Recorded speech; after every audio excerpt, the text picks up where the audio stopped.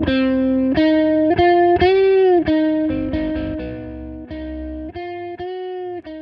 welcome to Funny You Should Mention, a co-production between The Gist and The Comedy Cellar. And as you know, on this show, what we like to do is talk to comedians about the ideas behind their punchlines. And I never quite find the way to phrase it that the comedians like. Sometimes I say thinking about jokes is arguments, but argument seems like someone's going to throw punches, or thinking about the jokes as theses, but that rhymes with feces. Here's what we like to do. Talk about the point of view. When I think about point of view, one of the great comedians working today where point of view and exquisite joke writing and delivery is all intertwined is Rosebud Baker. Her pretty recent special is Motherlode. It's on Netflix. We'll get into that. Rosebud, welcome. Thanks for the intro. That was great. You got it. Point of view is very strong. I have no criticisms for that. No notes yet. That was very sweet. Yeah. So Motherlode is half of it, and it's intertwined. It's interspliced. You're pregnant, and then you're reflecting on your pregnancy a year later. I made a rookie mistake. The second I found out I was pregnant, I told everybody I knew. But then I had to give them the news that we'd had a miscarriage, and nobody talks about miscarriage. So it was tough to give them that news. And I guess like they don't make cards for it because Hallmark doesn't think there's a market for that. Whatever. I think you could. Honestly, I think you could make miscarriage cards. You put a baby on the front, you open it up, it just goes, psych. It's like... So I have a couple questions. When you were taping the pregnant part, was it with the overall effect in mind that you're going to one day tape a special a year later? It was with the overall, the concept in mind, but it wasn't like, you know, once I kind of had that concept in mind, I wasn't like, oh, I have to worry about whether or not I didn't really worry about the concept until after the first one was filmed. Right. Because I was like, I don't have anything to respond to in this first hour other than just the experience of being pregnant. Right. And, it was all anticipatory. Yeah. Yeah. Yeah. And then after that, I wrote basically based off of just like what came up. I was like, let's see if the concept I have to kind of like put the concept away to even write the second hour, because if I'm writing based off of like, okay, well, this has to line up this way and I have to think about editing. And I was just like, the material's not going to work if I'm thinking from a directorial perspective. Right. So you didn't want to give yourself an assignment, essentially. I already had an assignment. Which is to be funny in an hour-long just to be special. funny. Yeah, and yeah. I was like, and to write, you know, more. So I kind of just wrote based off of like what came to me and what came to me in these writing sessions, where it was like, okay, this joke doesn't feel as true anymore, or there's more to it. So I would kind of expand on it, or I'd write a brand new thought that actually ended up fitting with one of the older jokes. Can you give me an example of that? No. Okay. I mean, I can't really, I would have to like look at the special, because honestly, there's like 45 minutes that ended up on the cutting room floor. Oh, right. So you forgot. You don't know what we saw. I don't know what you said. Yeah. I mean, I've watched it a million times, but I can't think of like. Well, that's fine, because I've seen you perform live, and we talk about things that aren't I even wish out I there. had something. Well, let me ask you about a joke, and maybe this falls into that category or doesn't. One of my favorites is you didn't breastfeed because... I'm raising her autistic. Yeah. He had my back when I chose not to breastfeed, which is crazy because perfect strangers have very strong opinions about that. They're like, why wouldn't you breastfeed? I'm like, well, it's none of your business, but if you have to know, it's because we're raising her autistic.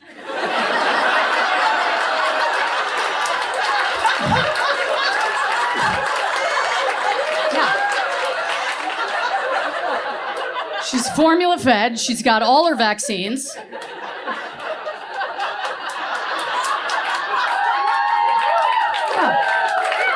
Yeah, she's gonna know her way around a map. Don't come for me when my kid lays your kid out in the fucking spelling bee, okay?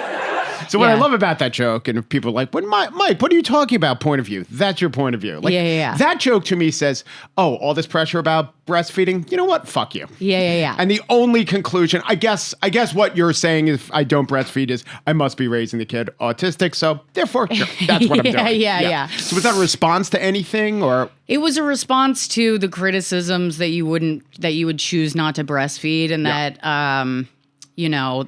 and also a criticism of like the anti-vax shit. It was a criticism of just the entire planet, basically.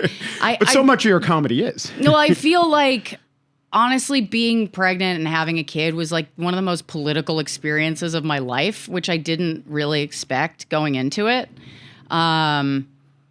But it really feels very political once you're in that position, because in that you're taking a stance. Everything you do is taking a stance, not just raising your kid, but like everybody has a subscribing to a stance. movement about how to raise kids. I mean, I didn't feel like I was taking a stance at all. I just felt like I was just making choices based off of like, I have to go back to work, and if I'm breastfeeding, I can't go back to work because I gotta like pump every 3 hours, and if you're on the floor trying to make changes, you can't just like disappear it's not going to happen. Yeah.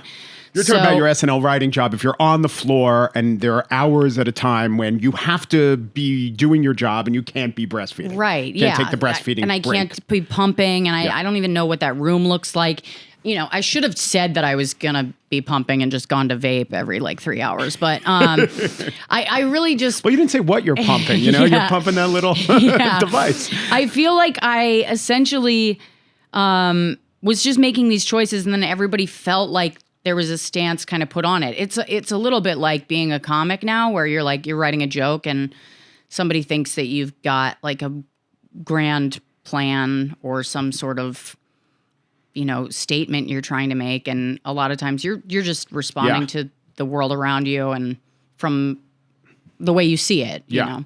Yeah, that's what I meant when I said you're making a stance. You're not making a stance. You're being a mom, and it's ascribed as a certain camp of child rearing, which aligns with politics, usually. Right. And that's kind of crazy, Yeah. From millennia, we raised children, and now all of a sudden we raise them as not just liberals or not just progressive liberals, but this slice of, you're raising them like more of a Marianne Williamson type liberal. It's crazy. Yeah. And so another great portion of your breastfeeding stuff was the nurse comes and they try to instruct you. And it's the whole thing, she's not latching. But she was latching. She was doing great. Yeah. So that was literally a story that I was talking to Rachel Feinstein, and we were talking about how both of us chose not to breastfeed, and and I was telling them how the third day, like they kept coming in, they kept kind of pushing it. And Rachel was the one who was like, I have this bit. She was like, it's not a bit, but it's a story. And she was like talking about how she faked it. And she was like, I'm never going to use this. Do you want to use it? And I was like, oh yeah, I could use that. So like, that was kind of a mixture of the two of our experiences, where someone kind of gave me a bit that was like, that worked within this larger piece that I was working on. And I was like, that's actually a perfect ending to this, because it's like a faking out of like, like any sort of act out is like a better ending for. Is that the people from the Leche League? Do they still call themselves that? I don't know. So my kids are 16 and 17. So this is a while ago, and I do want to ask you about this, but they were really aggressive about it. And they weren't just like, breast milk's good or breast milk helps. They were like, this is the magic elixir of life. Yeah. And if you choose not to give it to your kid, just enter your joke, autistic or worse, probably, incel mass murderer, probably. Yeah. It didn't feel... Girl self-cutter, certainly. It didn't feel quite like that, but it did feel like... They did back off. I think in the last hospital. 12 years, they backed off a little. Hopefully. Yeah. I mean, it felt like, when I called my sister and she was like, they get like points if you leave having breastfed. I was like, that makes more sense. Because your sister's a nurse. Yeah. And she knows how it works on the inside. Yeah, she's like, they do get like accreditation for whoever has the most people leave having breastfed. And points equal money. I get, of course. Right. You know, Not just like a toaster America. bonus or something. Yeah. Yeah. Yeah. Yeah. Yeah. Accreditation from like the medical societies, not just like the personnel I didn't really records. look into it, Uh-huh. you know? You just knew you weren't breastfeeding. Yeah, I'm like, it almost made me nervous to mention it in the special because the truth is, I'm like, yeah, I haven't done the research. I don't know what the fuck it really, what the accreditation is or what it goes to. I don't know if it's money. I don't know. All I know is it felt like whatever that is, I'm not a part of this program. Right. So like, I don't want to be, you know, I didn't like appreciate the pressure because I was like, I'm not doing it. But that's a good point. It's a comedy special, right? It's not journalism. If someone tells you, they get points, and your sister's a nurse, that's good. That's good enough for a premise. You don't have to do the deep dive into the truth of it. Yeah. You're not spreading misinfo. Yeah, I'm like, if this one small thing is true, then it's a premise. Yeah. The rest of what that implies is like the punchline. So the punchlines aren't true. They're like completely made up funny things that For you, they're not. For a lot of people, they say things like, I don't say anything that I don't believe. I perhaps exaggerate it. But you do. You say the exact inverse of what you believe often. Maybe more often than not. Yeah, probably. Okay, you don't love the fact that your husband's bald. That is true. Right? So I come to you. I haven't gone bald in front of you. I'm not surprising you. I feel like I have to apologize. It's okay. They gave me a warning. Yeah, they were like, just when you come in, sometimes like just be prepared. When we have people to our house, we're like, if you're allergic to cats, when they come to the studio, it's like, if you're allergic to bald, you should know. So the joke there is you're not thrilled with your husband being bald. Right. But you'll make fun of him for it. Yeah. But you're like trying to show how you've made your peace with that through relentless, cruel mockery. I say this as a very sensitive bald man. Yeah, I mean, he did get hair transplant surgery, so Really? it did work, Because I saw him The recently. jokes worked. I saw him. I'm like, okay, that's funny as a joke, but he's not that bald. But you're saying he's not bald at all now. right because he got the transplant surgery. So yeah, I mean that one I really meant. Do you think your cruel mockery on stage prompted him to get the surgery, or your Hopefully. cruel mockery off stage? I would say hopefully. Yeah. That's why you do Either what way. you do. I mean, I'm just kidding, but like, yeah, I do think it helped. I do think it probably pressured him. You know what really did it? I think if he was sitting here, is he would say we went to Mexico and we did this like horrible. Was it Mexico? I forget where we were, but we went somewhere with his family and we like rode dolphins. Shit. And they took pictures of these poor tortured dolphins. And Andy on top of this dolphin, there was like one picture of like his hair, like his wet hair, and he saw it and he was like, oh my God. And I feel like I looked at him and in that moment he made the decision to get hair transplants. How could the joke not have included the dolphin ride? I think it happened after. It's just inherently ridiculous. I think it happened after. That's when they sell the dolphin ride, they say, and by the way, this could be, a good glimpse into yourself from an outside perspective. You got to really interact with a mammal with a blowhole to see what's going on top of your head. Yeah. It was like looking down the center of like that worm from Dune 2, where it was like just like a hole. There was hair all around, but it was just like a hole. Right. When you stare at the abyss, it stares back. Exactly. I saw a clip where someone asked, Bad about making fun of your husband ever? Do you feel like you're cutting off the ball?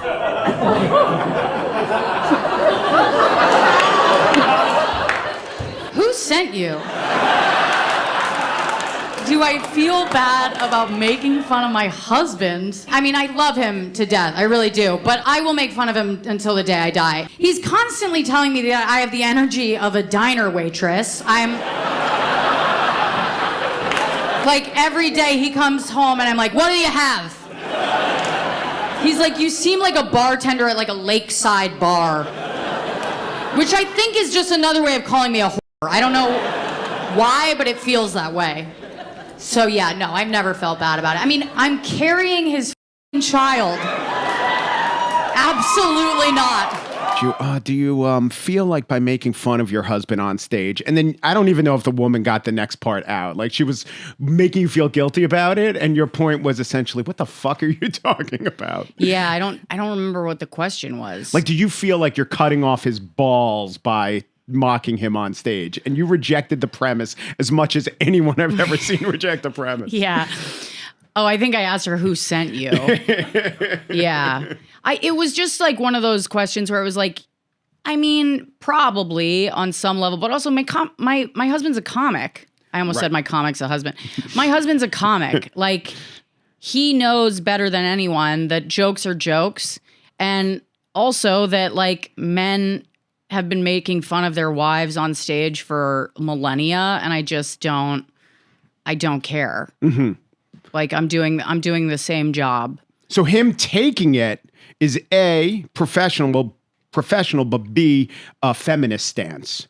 Him to take the humor. Yeah, I think so. Okay. On some level, because it's like he's doing the same thing. He's making fun of me on stage. I'm broke, and it's really bad right now because there's all these kids, and they're not broke. They're rich, and they're rich for nothing. They have like an app, or they're good at social media, and their lives are amazing. They're like 10 years younger than me, and their lives are just like yoga retreat, decompress from yoga, Tesla open relationship.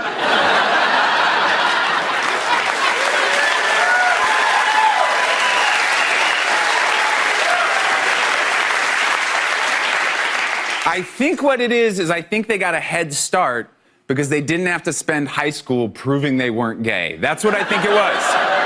I went to high school in the 90s. We had to be on guard the whole time. I would have loved to have learned things. I couldn't. I was on guard. You'd have one emotion and everybody'd be like, "You gay?" You'd be like, "No, I'm not." And the teacher'd be like, "Yeah, he's pretty gay."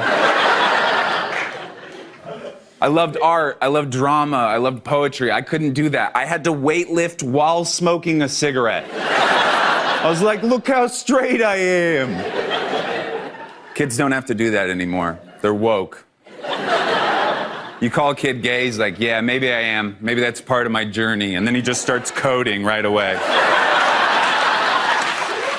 You know, as long as we're not like getting on each other about like, hey, don't do this or don't do that. Mm-hmm. If it comes to our daughter, that's one thing. But like, we, for the most part, have just been like, look, do your thing. We don't really even like, unless we're on the road with each other, we don't really watch each other on stage like here, you know, when he's on stage at the Cellar or I'm on stage at the Cellar. We don't really like watch each other like that. If there's a joke we need help with, you know, one of us will throw a joke out to the other and like we'll offer tags, but it's not it's an equal thing. Have you ever gotten into a fight, a discussion, and then been like, oh, interesting, and you start taking a note or he starts taking a note and you're wondering, who's going to use this one on stage? That's happened. But it's not like taking a note. It's more like you can kind of feel whoever's joke it is based off of like who said the funnier thing. Oh, really? Yeah. So does this settle fights in your relationship?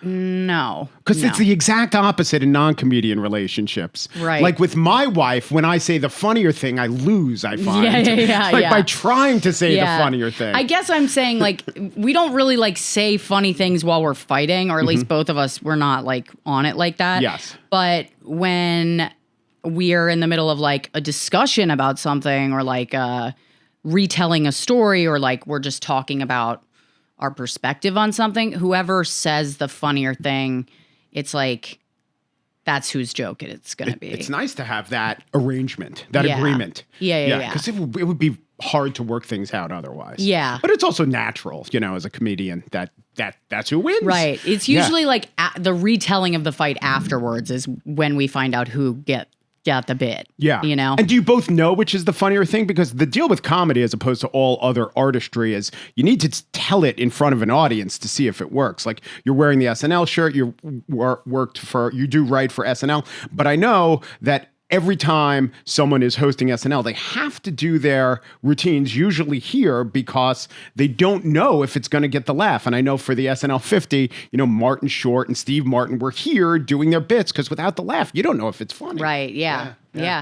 So this is my question then. In the fights, like when you say who said the funnier thing, you just know it, or how do you know it without an outside arbiter, i.e. the audience? You can tell. Yeah. I think you can just tell. When it's two comics, you can tell who's got the better punchline.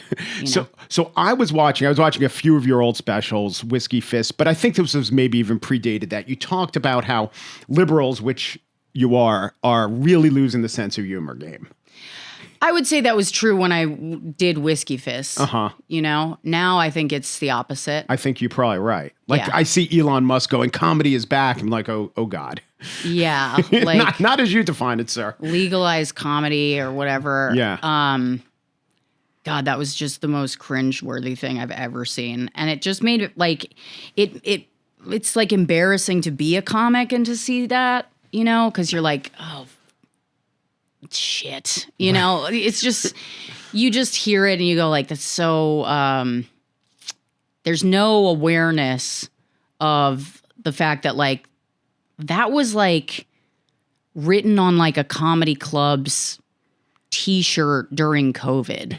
You know, like during like COVID era. Yeah. And which I would argue is when maybe it made more sense. But even then I remember seeing it and being like, ugh, you know, because I don't think that comics, they have this idea that they're like the fucking cowboys of free speech or some bullshit like that. And I think it's like kind of a self-important, it's embarrassing. Yeah. It's really embarrassing. Like you act like you're like curing cancer or some shit. Oh, okay. So You know what I mean? And you're just telling fucking funnies. So the embarrassing things are, I think either I misinterpreted or you put your finger on two different things. One embarrassing thing is a comedian holding themselves out as doing something other than comedy, something socially important, and being self-conscious about that. And the other embarrassing thing is Elon Musk grabbing onto that idea that, you know, comedy is back or comedy is legal now. I think that more embarrassing than anything is Elon Musk like wielding a chainsaw and saying like, you know, legalize comedy. Like he has any fucking clue what Right. he's talking about. Yeah, it's like someone who never What he's saying is legalize the N-word. That's what he's saying. or whatever He's else like you want to say. he's without, like legalize the words that I've been told I can't say, which by the way, no one has told him he can't say, which I'm pretty sure most people are saying. You know, and the people that have a problem being like, I can't say this. It's like, why do you need to so bad? You know? Or another part of it, I think, is do bullshit and then excuse it as comedy or use a comedic sheen to excuse your bullshit. Right. Yeah. Yeah. And then there's maybe even a third thing, which is, you know, it's important for comedians to be funny, but if your job or your self-appointed job is, you know, cutting half of the federal workforce, how about be serious about it? How about do that without a comedic valence? Yeah. I mean, I guess it's tough to be serious about a job that you don't understand. Uh-huh. Yeah, probably. Now, your grandfather, and you talk about this, James Baker, who he was Secretary of State and Secretary of the Treasury and ran and was the chief of staff for two different presidents and ran presidential campaigns. You know all this. I'm telling people. When George H.W. Bush dies, there's your grandfather right there with him, rubbing his feet. Essentially, this is. I wouldn't say that. Well, this is from the. Did you read the Peter Baker? What's her name? Susan Glasser book about I him? read half of it. Yeah, and, Yeah. and like when you is that said- in there? Yeah, that's in there. He rubbed his feet. Yeah, it was right Damn, there. he's a good friend. He is a good friend. Yeah. But so a lot of your comedy is like, I come from Republicans, but I think that meant, but you tell me, I think that meant something when you started talking about that different from what it means now? Republicans. Oh yeah. I mean, the kind of Republican my granddad was is like, I mean, the people who are in the White House now, they would call him like a gay liberal. You know? Yeah. They like don't, it's a different thing now. Well, remember whenever we talk about, oh man, the world is getting more chaotic, and people will say, hey, remember when Republicans, no matter what you think of Republicans, remember when they liked order? Remember when they liked consistency? Remember when they understood who the bad guys in the world? They're literally talking about your grandfather. He was that guy. He was the symbol of a Republican Party that was functional and that we can work with. So my question to you is, so when you talk about now Republicanism, do you want to clarify or make clear that this current brand of Trump and MAGA and all that's a lot different from the kind of Republicanism you're talking about? Yeah. I mean, it's almost like I remember when I was writing the special and when I was like editing, I remember going like, I don't think I can say Republican itself. I think I have to say MAGA Republican. I have to be really like clear about who I'm talking about. Right. Otherwise, it's not gonna. It literally won't work because you're talking about two different kinds of, and the same goes for the Democrats. It's a different party, Yeah. than it was before Clinton, where it's like the Clintons brought in like the Democrats were like a working class party. And then they became the party of like educated liberal elites, right? Through the Clinton era. Right. And that's when things started just shifting around. Like if you look back, you can kind of start to you can trace how the differences in these parties and how they got on the path that they are currently at right now. Certainly. When I see you did a lot of jokes before about you come from Republicans and you would criticize Republicans. However, I wonder, it probably wouldn't work at all. I mean, you're a liberal, I'm a liberal. We have criticisms of Republicans, but it probably wouldn't work at all if you were to make some points about the kind of Republican your grandfather was, or just make some points about your grandfather that show that he was actually not just important, but like he helped create the world we live in for good and ill. But that's not comedic. Comedic is to, make fun of Republicans. Yeah. But you couldn't probably properly contextualize your grandfather's place in the world. I don't think, and make it be good comedy. No. No. Not in like a simple joke form. Would you even want to? Like at any point are you like, I'm kind of selling out a little bit of, nah, I don't want it. That's cruel. I'm not giving my grandfather, my family, the due he's deserved. I would say that as a comic, I've just done my job, which is just to tell jokes. Right. But as a baker. In terms of like, have I given them, have I properly given context to, that's not my job. No. There's also several books written about him if people want to know that. And I also don't think that, I think his legacy is so much bigger than mine that it doesn't really make a dent, They're going to be telling his story through you in the future. I don't think so. You're his living legacy. If he heard that, he would die today. I mean, he would be so upset about that. So I don't think that's true. And I think it's also like, for me to sit there and go like, am I properly contextualizing like what his legacy is? It's like, am I properly contextualizing what my legacy? It's like, no, that's not my job. My job isn't to tell like the full story unless I was to, write a show. Like it's not, you're never going to tell the full story as a creative. There's no room for that because your job is to interpret. Right. So, Are you news and current events oriented? I mean, I know your specific job on Saturday Night Live is to write for Weekend Update, right? Yeah. So that's a lot of news jokes. And I've seen, I think all of your specials, this last one was more personal, but there's always a lot of news in it. But this is my question. Are you reading the paper most days? The paper. Are you oriented in current events? Yeah. I mean, the only place to know anything about what's going on is to read the paper. Like that's really the only way to know fully that what you're reading is real. I would say I'm into current events. Like I would say that I'm into reading the news. I wish I wasn't.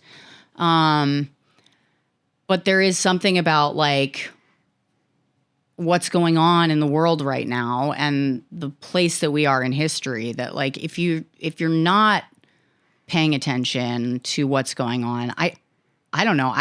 It's the most interesting time. It is interesting. So, like that Chinese curse, right? Or that supposed Chinese curse. What well, Chinese? May you live in interesting times. Just the idea that is a curse. Oh, yeah. Yeah, I could hear that. Yeah, it is. It feels a little bit like a curse, but it's. I'm into reading about the news and reading what's going on in the world, just to be informed on what's happening and why it's happening. And is this really a threat or is this something that it's tough even with reading the paper sometimes where it's like the headline itself is so insane Yeah. that you'll read it and go, and then you read the story and you go, oh, okay. So a lot of times. Sometimes in the story you go, ah. Yeah, but I would say more often than not, these stories are written in a way that is a little fear baiting. And then it's a little bit of a test, like you can walk around the world for the rest of the day terrified, or you can read through the full story and go, oh, okay, I see. So this could be bad. If Trump defies a court order, we're going to be in a world of shit. But the fact that it's like it's impending ain't good either. No, it's not good, right. But it's not here it's yet. not time to panic. Right. I think so. So where's the comedy? Is the comedy to exaggerate that it's all going to hell? I have no idea. I have no idea. But you write these jokes for SNL. Like half the jokes, here's a headline. It seems awful. Is the joke to exaggerate how awful it is or to exaggerate the headline for being exaggerating? I mean, a lot of the time, I think it's to steer away from both of those. Like you read a headline and your first instinct is, this is crazy, but like that's everyone's first thing. Yeah, they don't need you for that. They don't need the professional you for that. You kind of have to go a couple times where you're like, you go, okay, well, if it's not that big of a deal, then maybe I downplay the importance of it. That's not it either. You go a couple times at one joke and you find out that the headline is, or that the joke is like, if a bunch of birds washed up on like a beach in Long Island, right, from bird flu. Dozens of dead birds believed to have died from avian flu have washed up on a Long Island beach. But don't worry, RFK is almost done eating them. The joke is often just right there. You could just say like, a beach in Long Island is where dead birds belong or something, whatever. Yes. I'm just throwing. Right. But like, it's not about bird flu and it's not about like the crisis of bird flu or the price of eggs or anything.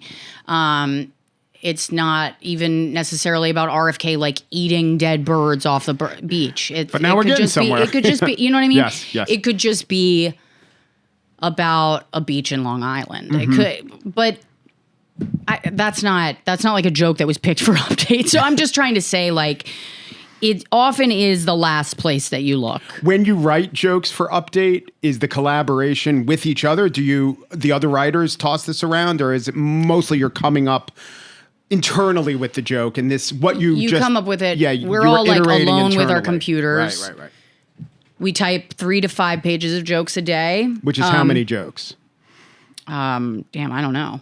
I have no 3 to 5 pages. Yeah, 50.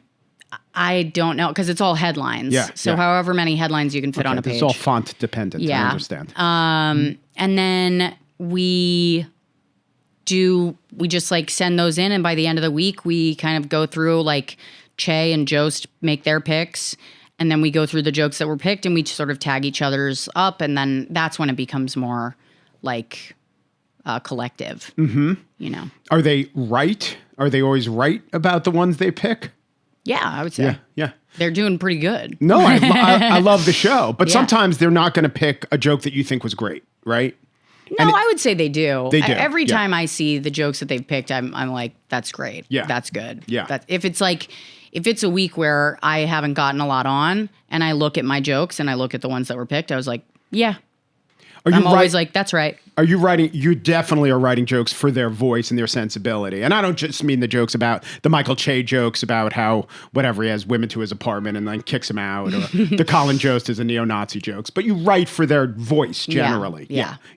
So does that mean you might be coming up with excellent current events jokes that aren't good for SNL, but because they're current events, you're not going to really put them in your set. They just kind of, they're excellent jokes, but they kind of go nowhere. Yes. Yeah. Is that frustrating?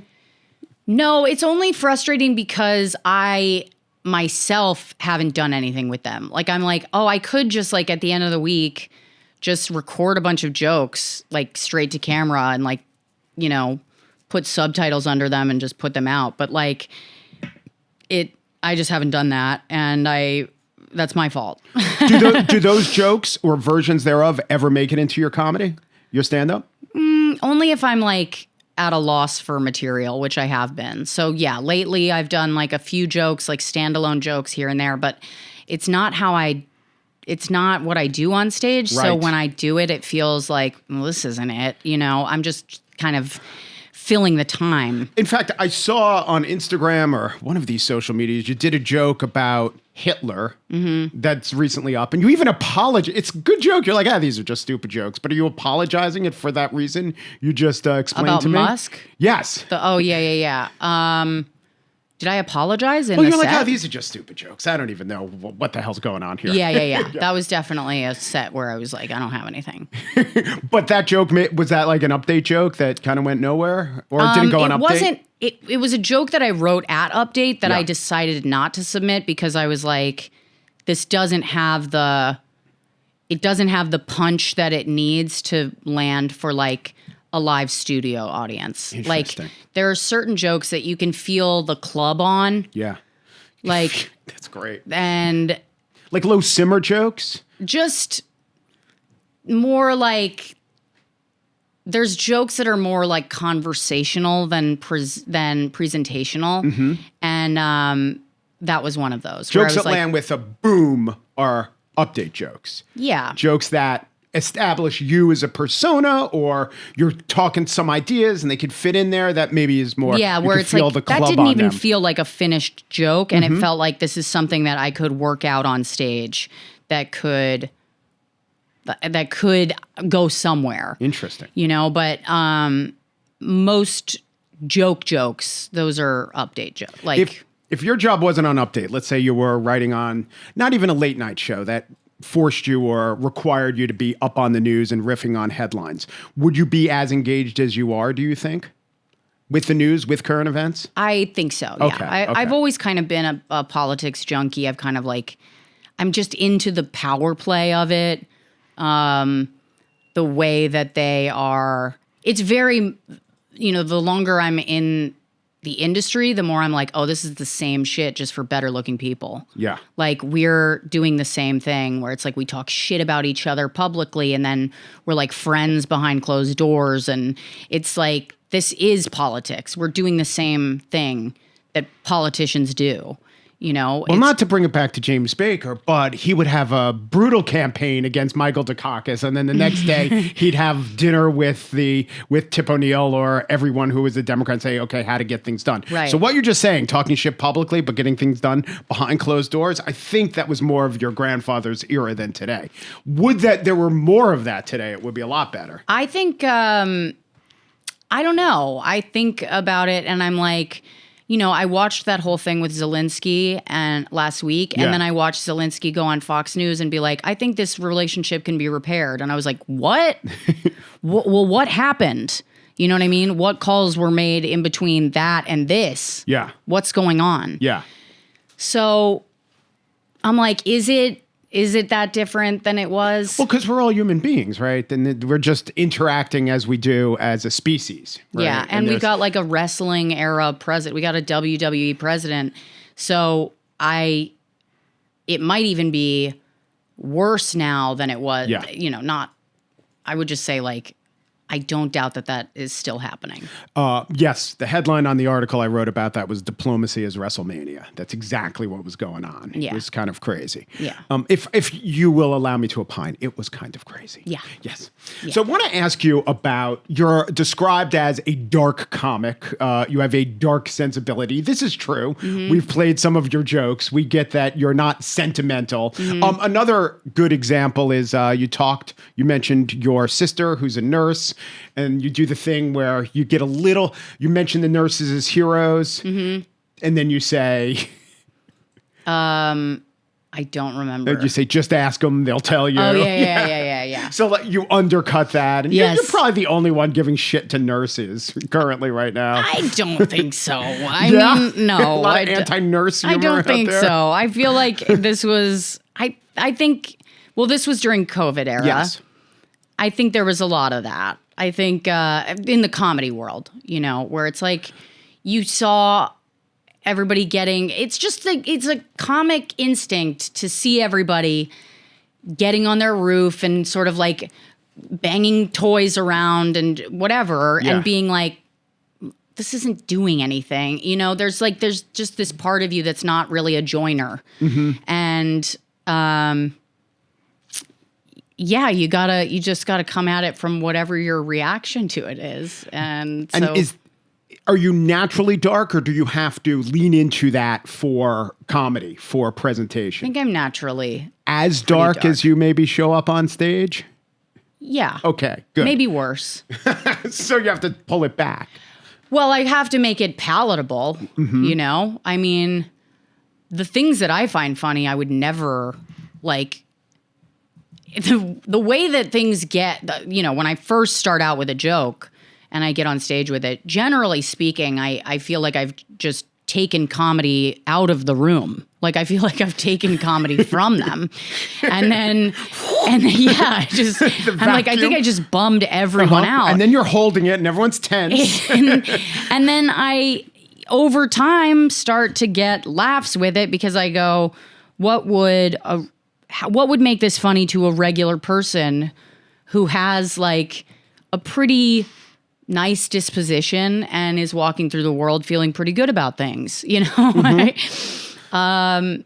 So I kind of have to go at it from that angle. Somebody said to me that this last special was not as dark as. Well, I think because there's so much motherhood and love. I mean, there's riffs on love, but you probably mentioned how much you love your daughter like 6 times. Yeah. And your husband once or twice. Yeah. So, yeah. Yeah.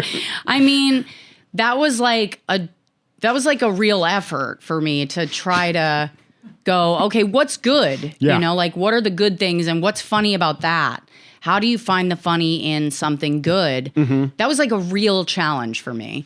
And comedically speaking, and on a writing level, it was just really tough. Do you think your darkness helps stave off depression or is conducive to depression? No, I think that therapy staves off depression. And comedy pays for therapy. Okay. So it's this nice cycle. It's a flywheel. Yeah. Yeah. But is the darkness adaptive or does it suck you down?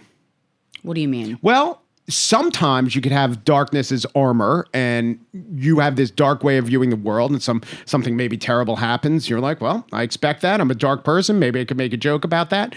Another way to look at it is if you have an outlook, I keep saying the word dark, but that's looking at things pessimistically. It's not going to be good for one's natural psyche. Yeah. So what's the question? There are good questions about what the question is. So my original question was, when you think about your outlook, is it adaptive or maladaptive? I would say anything that is maladaptive begins as an adaptive thing. Yeah, probably. So something, Genetically, you know, yeah. like when I first started drinking, it was like the greatest thing ever because it was like, oh, this is the thing that I've been looking for my whole life that makes me feel normal and that makes me feel good. And then eventually at some point alcohol turned on me. And I was like, oh, this isn't working the way it once did. And eventually had to quit drinking. So, you know, is my perspective, like my darker perspective, maladaptive? I would say it was adaptive to begin with. It's worked out for me in a nice way. Like I found a way to make money from it. But, you know, it's an interesting question because I've been asking myself that going into like a new hour.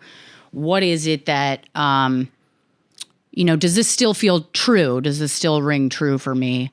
And if it doesn't, what then? Yeah. You know?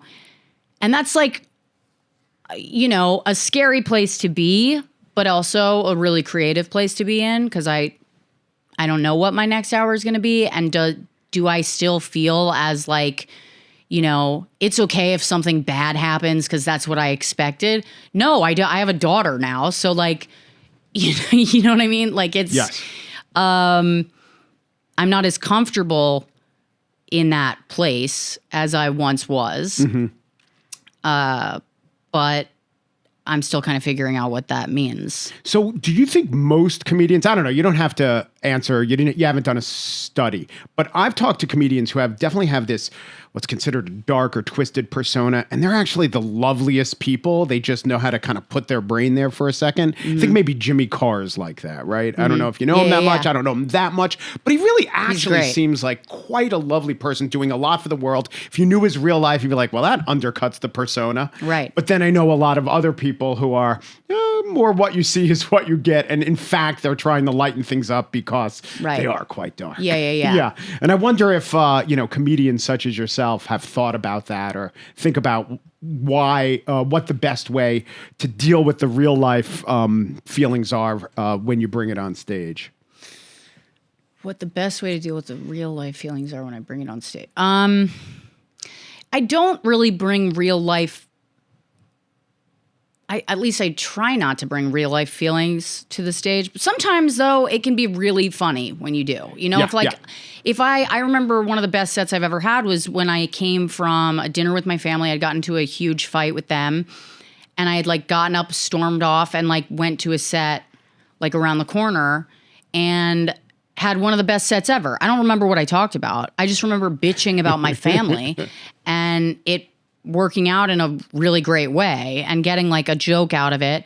And so sometimes it can work out. It depends on how comfortable you are just being up there from a really raw place, Another amazing strength of yours, and I talked to Rachel Feinstein about this, she does this too, your language, the analogies, Rachel's the best at that. She really is good. You're also very good. The frog in the shower. But there are just a great joke you had is, I don't know if this is exactly an analogy, but the precision of the words of having a child in New York City is like being gay in the 50s in New York City. Right.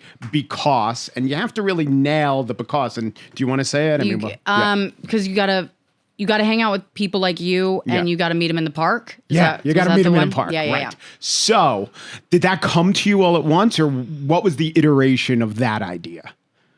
That came from being at a playground with a bunch of moms that I felt like I don't belong here. And then I went to go to the club that night, and I was like, and I feel like I don't belong here either. Mm-hmm.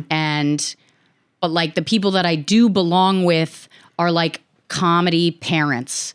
I'm okay, I can talk to other comics who are parents, but that's such a specific niche thing. And anytime we hang out, it has to be in a park outside. And then it just came to me like that, So I wrote this down. Do you think your superpower, let's call it that, is that you have this worldview that we've been calling dark, and so you're going to think of things that other people won't think about? Or is it that when you do think of these things, they are very well formed comedically? Is it the phrasing that is special about you, or does that take the work, or is it just the weird thoughts that others won't have that separates you from the average person or the average comic? Me answering that question for you just makes me look like an asshole. If I said superpower? If I'm I can't. But also, I genuinely don't have the answer to that, and I don't think that it's a superpower. I think it's that I'm unemployable in every other sense of the word, and that this was just something that I was able to figure out, thank God. And I saw he was trans. And I turned him down, and I know it sounds like I turned him down because he was trans. It's not, that's not it. I turned him down because I'm looking for a man I can change.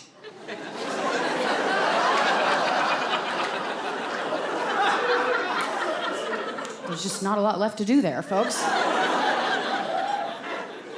I'm looking for a fucked up fixer-upper. This is like buying a house that's already been flipped. I can't take credit for that work. to do with myself. Look, that's self-effacing. It's probably all but true. it's also true. I believe that it's true. But there's a reason why you're an excellent comic, and there's a bunch of reasons, and you accrue this skill over a lifetime. But one thing you do is you think of things that other people haven't thought of, and that's a little surprising, right? Comedy is a surprise. But the way you present them is also, as I talked about in the phrasing of that joke, kind of expertly presented. And so does the joke itself, the final joke, come to you fully formed a lot of the time? No. Yeah. Like, I would say that in Whiskey Fists, it was more like that because I was like sitting down with a piece of paper and writing the joke and rewording it and being really careful about how I did it. And I really did my homework on that special. And I feel like when I watch it, I can see the homework. In a good way, in a way you're proud of? In a way that I was proud of. I won't say that I'm like, it bugs me now when I watch it. Why? Just because I'm like, it feels like someone trying to gain the respect of like comics that have nothing in common with me. Mm-hmm. Like I was trying to gain the respect of like middle-aged men, and because that's like who I watched, you know, and trying to gain the respect of comics that were also trying to gain the respect of middle-aged men. Even the ones that were like me it was just like the time that we were coming up in was following a time of like mostly men in comedy. And so that was who we looked up to. Now when I watch like, the Motherlode, I go, okay, this felt like it was me. And I remember watching Whiskey Fist and going, the next time I do a special, I want to talk like how I talk. Mm-hmm. I want it to be joke heavy because I've always valued jokes, but I want it to feel like you're having a conversation with me. And I want to feel like I don't see the muscle behind it as much. And I think I achieved that. Yeah. But it really came about in a different way. It came about over like really giving myself a lot of time between specials. It was 5 years, and giving myself a lot of experience to talk about, and really narrowing in on that one experience that was so personal that there was no other choice but to talk about it from like where I stood. When you say the way you wanted Motherlode to sound like you sound, the way you talk, can you think of a thing you said in Motherlode, not just the theme of it, but the way you said it that you wouldn't have said in Whiskey Fist? Not just about it being a mother. Yeah, but, like the way that all my friends started talking to me after I had a baby. Mm-hmm. Like the way that fucking bugged me. The way that people were like, hey, mama, like that made me go insane. And I remember being like, why does that make me so mad? And just being like, because it feels like they're talking to me like I just got in a car crash or something, And like, that's not the way you talk to people after something good happens, Mm-hmm. So that felt like it wasn't necessarily like a joke where you have like a perfect setup and a punchline and it's clever, but it felt like this was a real experience where I had the baby, everybody came in, they were like, hey mama, and then it was just my genuine reaction to it, which was like, it made me want to fucking grab a pillow and end it, And that's how I talk. Oh, see, I totally get this.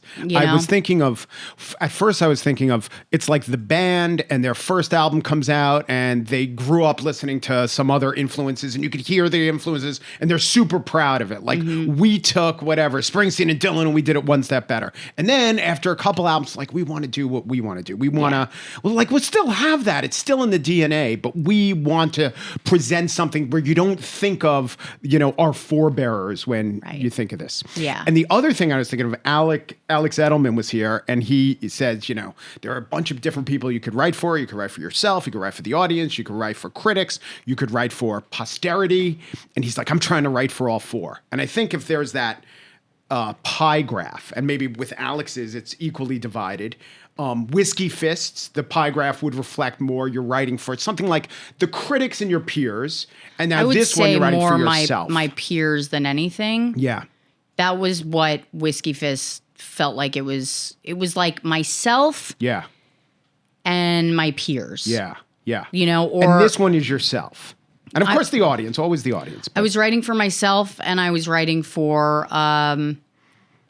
my, like, I would say more so than anything, myself before I had kids. I was trying to write for myself before I had kids, a child-free person who is torturing themselves with the question of whether or not they want kids. And I wanted to write something that, like, if she had something to watch, it would help clarify or at least make me feel less insane. Yeah. You know? So this will be something that, who knows, I don't know if you watch your stuff in retrospect, I'm sure in the editing room you're making choices, but you could in 10 years look back at it and say, that's not just a collection of jokes or my worldview, it's kind of a memoir of your life at that moment. Yeah. So it would have value in that regard. Yes. I wanted to make sure that, yeah, it's a special, it's just jokes, right?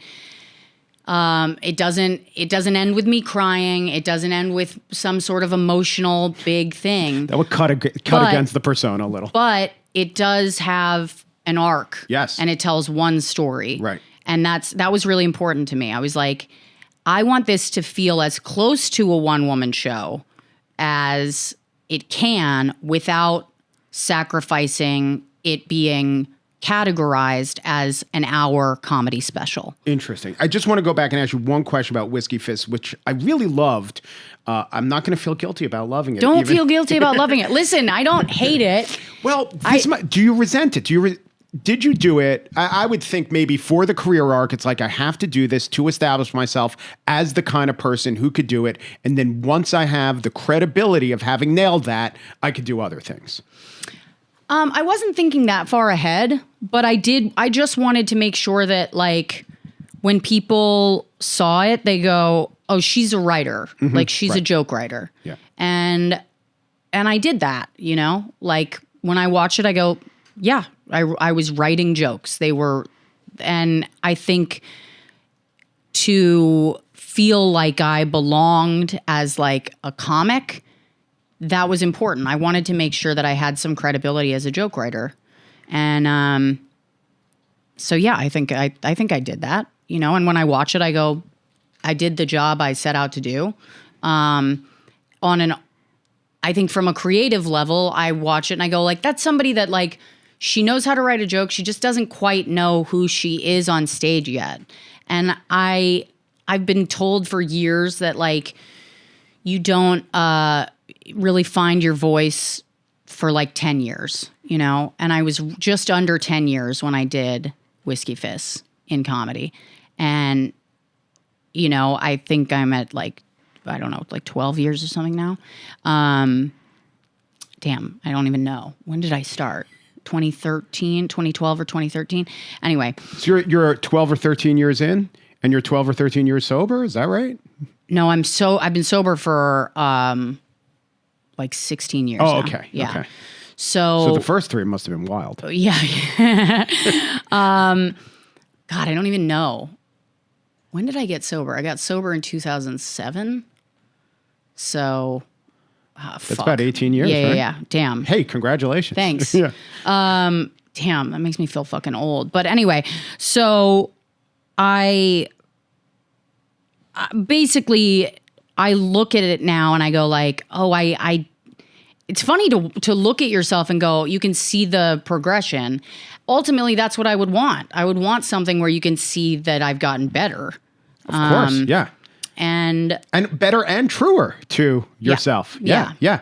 Like, better could have been the Whiskey Fists era Rosebud, just writing sharper jokes, right? That could be better, but this is better and different. Yeah. Right. Yeah. I would want to see, like, some kind of growth. And ultimately, I look at the two and I go, I could see it. So it's not like I look at Whiskey Fist and I'm like, oh, wipe it off the internet. That's not how I feel at all.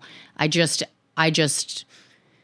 look at it the same way that, you know, you look at a picture of yourself as a kid when you're a teenager and you see those pictures of yourself and you go like, oh God, and that's how I feel when I see Whiskey Fists. Well, that special is great. The new special is great. Congratulations on that. Congratulations on your apparently giant daughter. Yeah, she's huge. Giantess. She's about as big as you. She's she's bald? taller than Is she me. balding? She's still kind of bald. Oh, man. She's getting some hair now. So she's not balding. She's unbald. It's the ing that's the difference. Right, yeah.